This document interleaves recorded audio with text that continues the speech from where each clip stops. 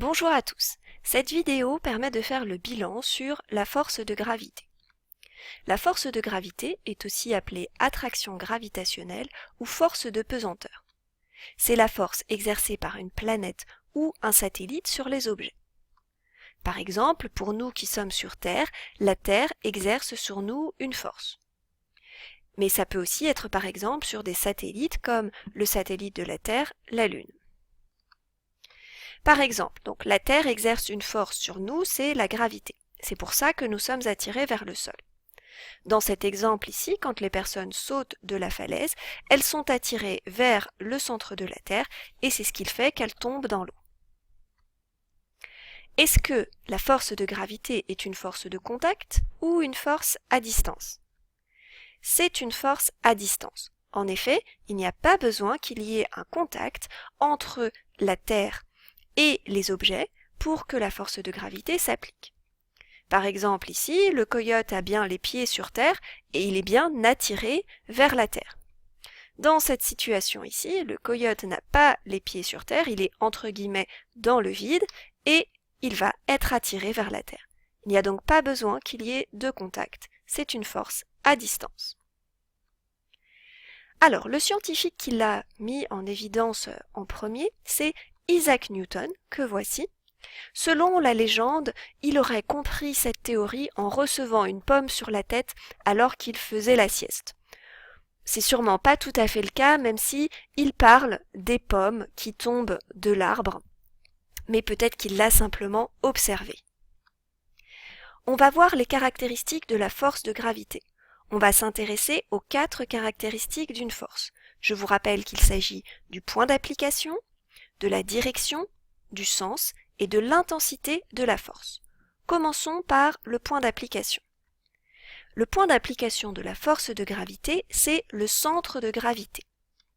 Pour simplifier, au niveau sciences intégrées de S1, on va considérer que le centre de gravité, c'est le centre d'un objet.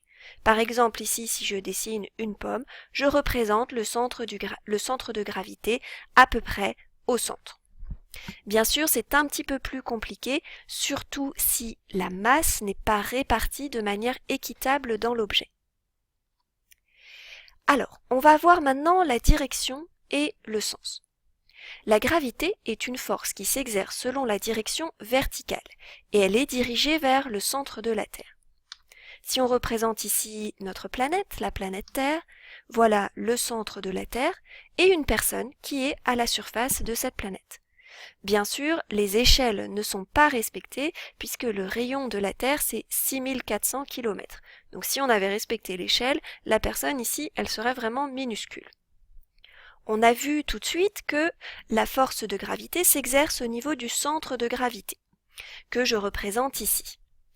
Et la direction va être la direction verticale, c'est-à-dire que je relie le centre de gravité et le centre de la Terre. Et le sens, eh bien, ça va être vers le centre de la Terre. Donc on a ici représenté la force de gravité qui est exercée par la Terre sur la personne ici. Alors maintenant, si je prends une personne qui est ici, est-ce qu'on va toujours avoir cette direction-là? Non, puisque la force va être exercée toujours vers le centre de la Terre. Même chose si je prends une personne qui est ici sur Terre, alors dans cette représentation, on a l'impression qu'elle a la tête en bas, mais en fait, le bas, c'est vers le centre de la Terre. Donc il n'y a pas sur Terre des gens qui auraient la tête vers le haut et d'autres vers le bas. Ce qui détermine ce qui est vers le bas, c'est vers le centre de la Terre. On va voir maintenant l'intensité de la force de gravité. Sur Terre, on a une relation qui relie la masse des objets et l'intensité de la force de gravité qu'on appelle le poids et qu'on va noter P. Cette relation, c'est P égale 10 fois M. P, donc c'est le poids ou intensité de la gravité qui va donc être exprimé en newton que l'on note grand N. Et M, c'est la masse que l'on exprime en kilogrammes. Donc vous verrez plus tard qu'en fait la relation entre le poids et la masse, elle se note P égale M fois petit g, où petit g est ce qu'on appelle l'intensité de la pesanteur.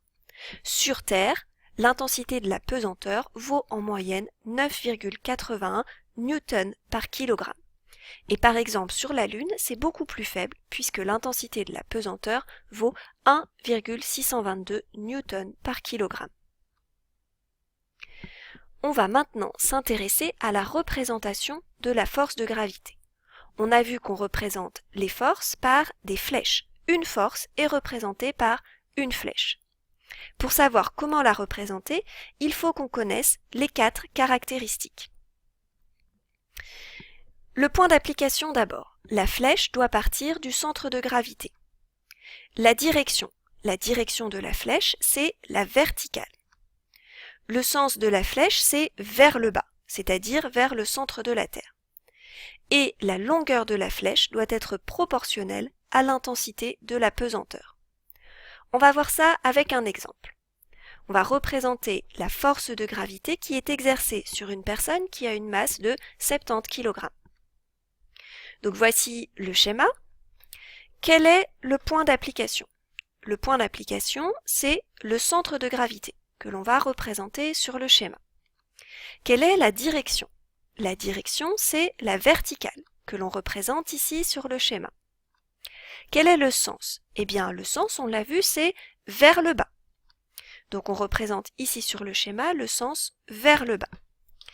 Et quelle est maintenant l'intensité? Eh bien, pour la connaître, on va pouvoir la calculer. On a la relation P égale 10 fois la masse. Donc P égale 10 fois 70, donc P égale 700 newtons. Il faut que l'on choisisse une échelle. Je choisis ici 1 cm qui représente 100 newtons. Et je fais donc ici une flèche qui mesure 7 cm et qui représente la force de gravité. Pour finir, on va voir la différence entre le poids et la masse. Il faut bien faire attention parce que dans la vie courante, on utilise ces deux termes de manière un petit peu confuse. Par exemple, on va dire mon poids est de 50 kg ou je pèse 50 kg. Alors attention, le poids, c'est l'intensité de la force de gravité. Le poids est exprimé en newtons et il va se mesurer avec un dynamomètre. Par contre, la masse, elle désigne une quantité de matière, à quel point est-ce que j'ai par exemple de la matière si je parle de ma masse, et elle est exprimée par exemple en kilogrammes. Et elle se mesure non pas avec un dynamomètre, mais avec une balance. Donc attention à bien faire la différence entre les deux. Dans les tests, par exemple, il faudra bien faire attention si on parle du poids ou de la masse. Donc il faut éviter d'écrire des phrases trop vagues comme par exemple « c'est plus lourd » ou éviter d'utiliser le verbe « peser ». Mais par contre, on peut dire « le poids est supérieur ». Donc plutôt que de dire « c'est plus lourd » ou « cela pèse plus », on dit « le poids est supérieur » ou bien « la masse est supérieure » si l'on veut parler de la masse. Donc attention à ne pas confondre les deux, poids et masse, ce n'est pas la même chose. D'ailleurs, si on s'intéresse à comparer la Terre et la Lune, eh bien, on peut justement voir que le poids ne va pas être le même, mais que par contre la masse va être la même. Ici, on voit avec la balance, donc la balance qui mesure la masse, que si on met une balle de tennis d'un côté, eh bien, il faut les mêmes masses ici, 56 grammes, pour équilibrer la balance, et ce que je sois sur Terre ou que je sois ici sur la Lune. C'est la même chose pour équilibrer la balance. Par contre, si je suspends ma balle de tennis à un dynamomètre, eh bien là, sur Terre, le dynamomètre va m'indiquer 0,56 newtons, alors que sur la Lune, le dynamomètre va m'indiquer 0,09 newtons. Donc en fait, la Lune attire moins les objets que la Terre.